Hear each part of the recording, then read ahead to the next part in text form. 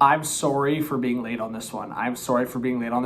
Buffalo Sabres, you just can't defend it anymore. You can't. You actually cannot.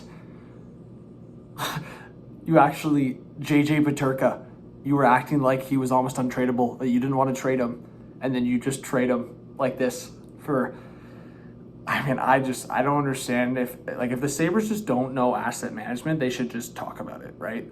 I understand the guy basically publicly asked for a trade. I get all that.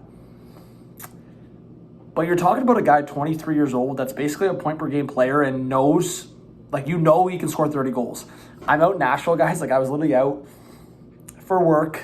I come back and I hadn't looked at my phone, and my phone was just full of notifications. I had my notifications muted. That's why you just can't. A couple days before the draft, I'm going to be live for the draft, of course, but let's just get through it quickly. JJ PETERKA going to the Utah Mammoth. What a mammoth acquisition here. And then I just look at what the Buffalo Sabres acquired. This is the best way I can describe it. The type of players they acquired are perfect fits for the Buffalo Sabres. Michael Kesselring, 6'5", right shot defenseman, still fairly young. He's going to fit really nicely next to Power or Dowling. I have no problem with the acquisitions. Josh Doan, 23 years old, fits exactly the style player that the Buffalo Sabres will benefit from in their middle six. And I still think Josh Doan has a lot of development. My problem with this is Buffalo, a team that's trying to take that next step, is losing a whole lot of talent here. A whole lot of talent. You can't just... And I know I'm saying this ironically after the Leafs are probably going to lose Mitch Marner, but I look at this trade and it screams just a lack of sense on value in the market. I have a really tough time wrapping my head around the fact that there weren't going to be other teams that would miss out on free agency. This is where my head's going, right? This is before the draft, before free agency. I have a really hard time thinking that they couldn't have held off and done one of two things. Match the offer sheet. Because if that's what they were actually worried about, just match the offer sheet. If a team is dumb enough to give PETERKA 10 plus million, take the lot of the first round picks and go for other trades. Because I'm telling you right now, you could have traded 2 first round picks plus a couple seconds and got Kesselring and Doan.